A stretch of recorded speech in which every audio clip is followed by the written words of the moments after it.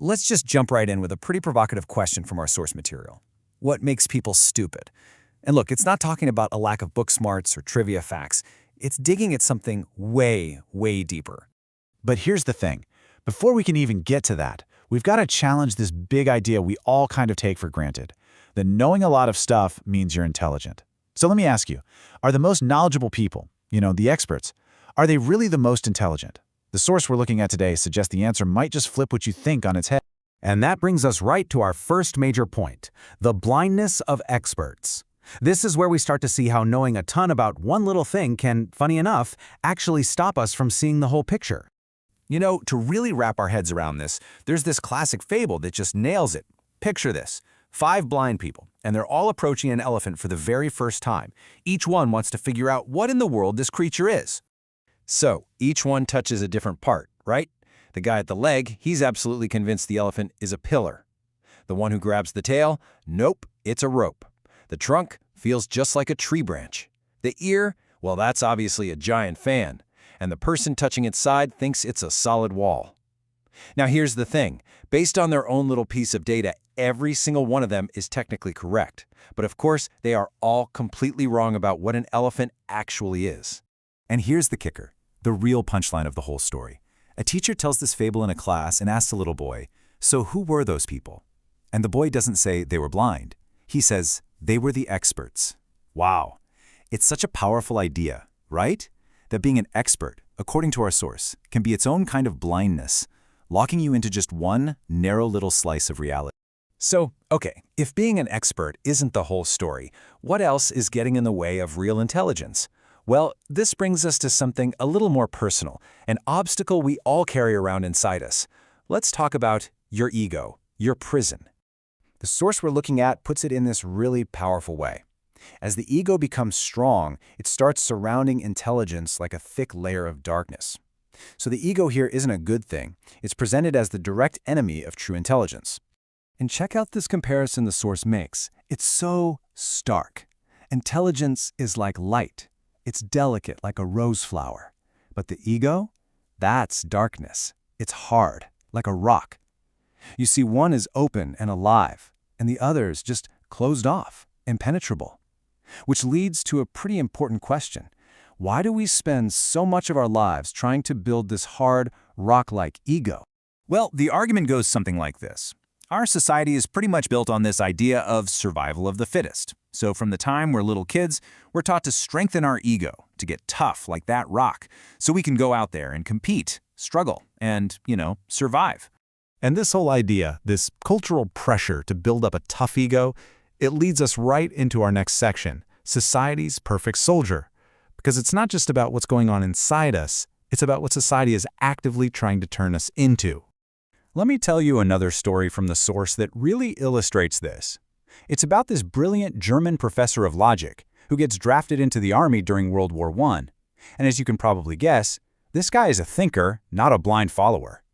So picture this. First day at the parade, the commander screams, "Left turn," and poof, everyone pivots like a machine, except our professor.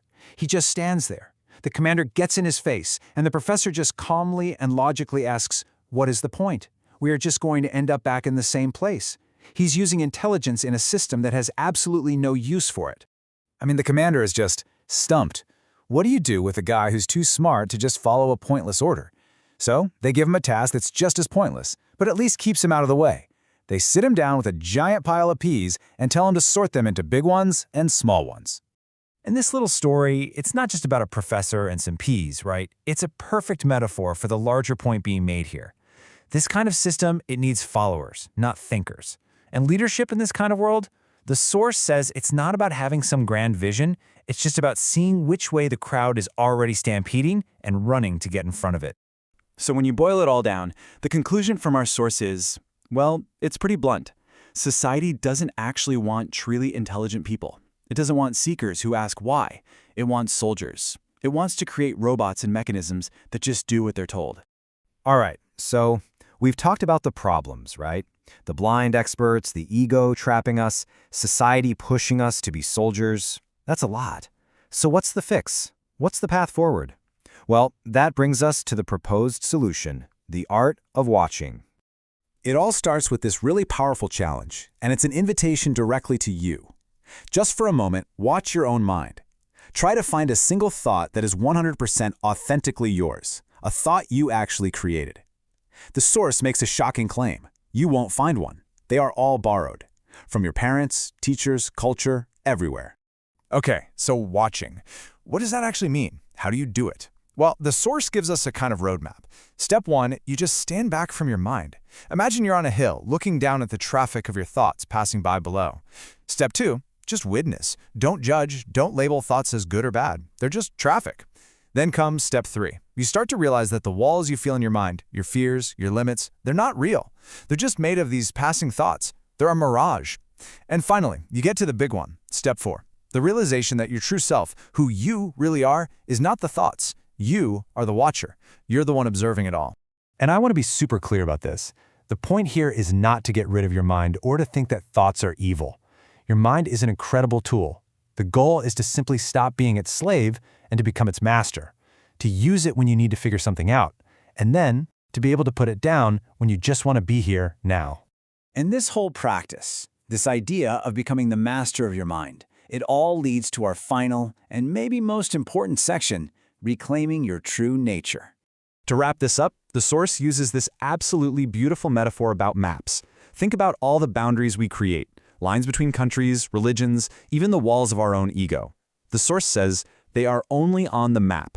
They're useful concepts, but that's all. The real blindness happens when you start seeing them on the ground. And really, that's the final piece of the puzzle here. It's about learning to tell the difference between the map and the actual territory. It's to stop mistaking the maps our minds have drawn, all our conditioning, our borrowed beliefs, our rock-hard ego, for reality itself.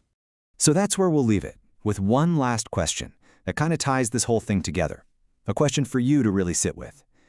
If all of your thoughts are borrowed, then who are you? The source suggests that the answer to that question, well, that's where true intelligence really begins.